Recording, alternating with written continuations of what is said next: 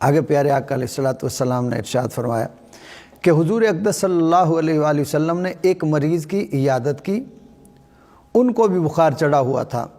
आप सल्लल्लाहु अलैहि वसल्लम ने उनसे फरमाया कि तुम खुश हो जाओ, क्योंकि अल्लाह रब्बुल जलाल ने फरमाया है कि ये बुखार मेरी पैदा करदा मखसूस किस्म की आग है कि दुनिया में अपने मोमिन बंदों पर मुसल्लत करता हूँ, ताकि गुनाहों की वजह से क़यामत के दिन जो आग का अज़ाब होता है, इसके इवज़ ये बुखार की तकलीफ़ दुनिया में कायम मकाम हो जाएगी।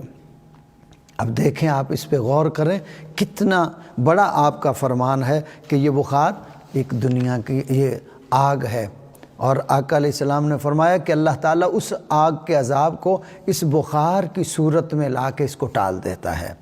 अल्लाहु अकबर। आगे प्यारे आका अलैहिस्सलातु वस्सलाम इरशाद फरमाते हैं, हज़रत जाबर रज़ी अल्लाह ताला अन्हु आपसे रवायत है कि आका अलैहिस्सलाम ने इरशाद फरमाया कि जब तकलीफ़ वाले बंदों को क़यामत के दिन सवाब मिलेगा, तो आफ़ियत वाले लोग जो बीमार नहीं होते थे तमन्ना करेंगे, काश दुनिया में हमारी खालें कैंचियों से काट दी जाती, ताकि बहुत ज़्यादा अजर व सवाब हमें यहाँ मिलता और हम सवाब के मुस्तहिक हो जाते। यानी जो लोग दुनिया में बीमार नहीं होते, कल क़यामत के दिन बीमारों का अजर सवाब देख के तो ये अर्ज़ करेंगे, काश, और तमन्ना करेंगे, काश हमें दुनिया में बीमारी आती और ऐसी आती कि हमारे जिस्म कैंचियों से काट दिए जाते और आज उसका अजर व सवाब हमें मिलता।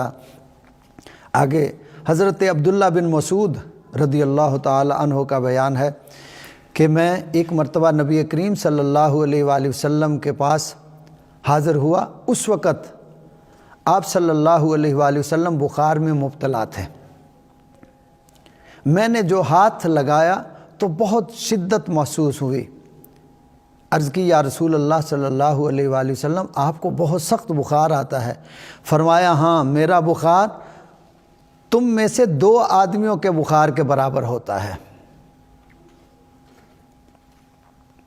कि जितना दुनिया में एक उम्मती को ज़्यादा से ज़्यादा बुखार, जितने हद हो जाए, फरमाया कि तुम्हें एक बुखार होता है और तुम्हारे एक बुखार में 2 बंदों को वो बुखार हो जाए तो उसके बराबर मुझे एक को होता है।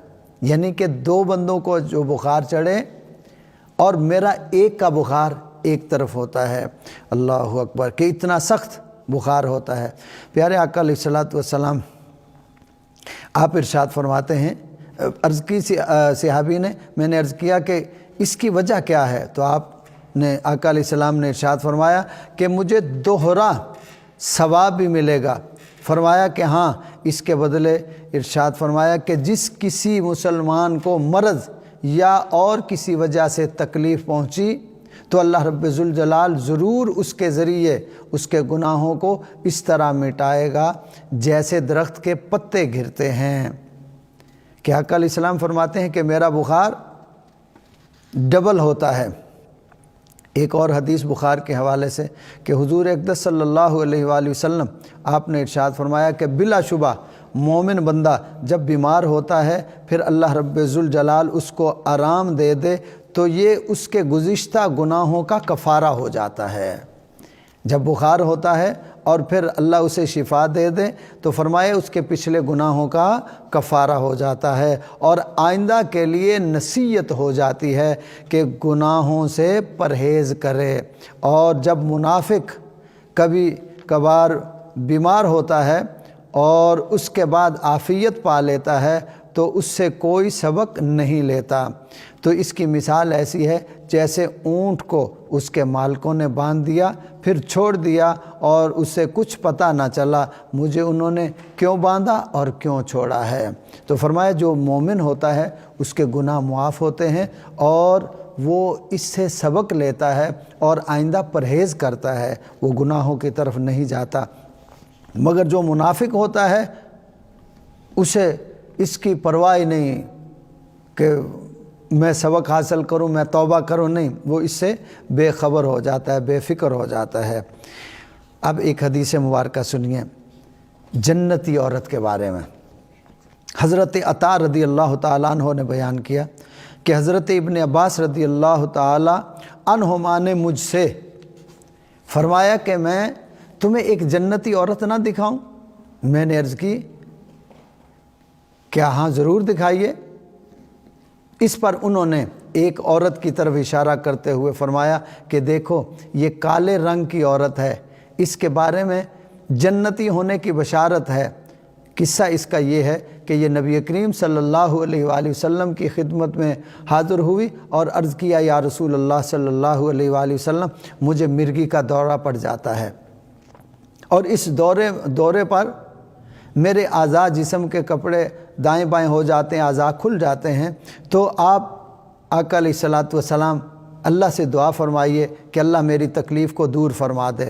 تو آپ آقا علیہ الصلوۃ والسلام نے ارشاد فرمایا اگر تم چاہو تو صبر کرو اور تمہیں اس کے بدلے میں جنت ملے گی، تمہیں اس کے بدلے میں جنت ملے گی، اور اگر تم چاہو تو میں دعا کروں گا اللہ پاک تمہیں عافیت دے دے۔ یہ سن کر انہوں نے عرض کیا کہ میں صبر کرتی ہوں اور آپ میرے لیے دعا فرما دیں کہ دورے کے وقت میرے کپڑے ٹھیک رہیں، یہ نہ کھلیں، تاکہ میں پردے میں رہوں کہ میرے سر سے دوپٹہ نہ اترے اور میرا پردہ قائم رہے۔ دیکھیے میرے بھائیوں کہ صحابیہ کا پردہ بھی ہے اور بیماری اور دکھ کے وقت بھی وہ عرض کر رہی ہیں کہ یا رسول اللہ صلی اللہ علیہ وآلہ وسلم دعا فرمائیے کہ میرا پردہ قائم رہے۔ تو دوستو آگے اور غور سے سن لیجئے، حضرت یحییٰ بن سعید رضی اللہ تعالیٰ عنہ آپ کا بیان ہے کہ حضور اقدس صلی اللہ علیہ وآلہ وسلم کی موجودگی میں ایک شخص کی وفات ہو گئی۔ ایک صاحب نے کہا کہ اس مرنے والے کے لیے مبارک ہو کہ مرض میں مبتلا ہوئے بغیر وفات پا گیا۔ اب یہ الفاظ آگے والے غور سے سننے ہیں، آپ نے غور سے سننے ہیں کہ اس مرنے والے کے لیے مبارک ہو کہ بغیر مرض کے وہ دنیا سے وفات پا گیا۔ یہ سن کر آقا علیہ الصلوۃ والسلام نے ارشاد فرمایا کیسی افسوسناک بات کہہ رہے ہو، کیسی افسوسناک بات کہہ رہے ہو، تمہیں پتہ نہیں ہے کہ اگر اللہ تعالیٰ اس کو مرض میں مبتلا فرماتا تو اس کے گناہوں کا کفارہ ہو جاتا۔ اب یہ گناہ ساتھ لے کے جا رہا ہے۔ اللہ اکبر۔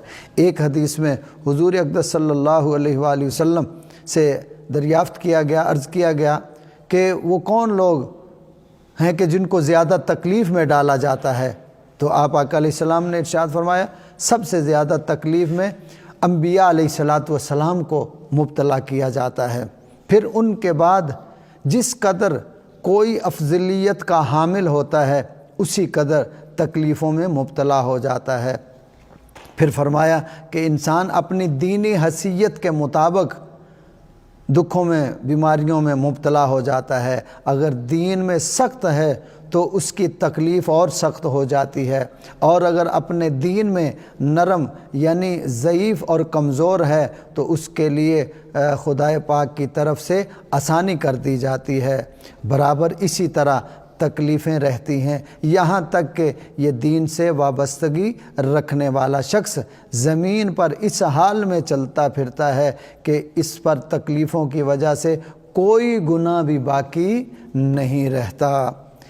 حضرت انس رضی اللہ تعالی عنہ سے روایت ہے کہ پیارے آقا علیہ الصلوۃ والسلام نے ارشاد فرمایا کہ بڑا انعام بڑی مصیبت کے ساتھ وابستہ ہے، اور بے شک اللہ تعالیٰ جب کسی قوم سے محبت فرماتا ہے تو ان کو مصیبت میں مبتلا فرما دیتا ہے۔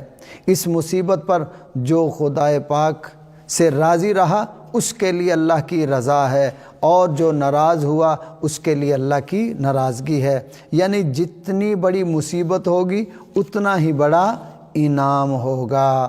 دعا کریں اللہ تبارک و تعالی ہمیں مصیبتوں پر صبر کی توفیق عطا فرمائے۔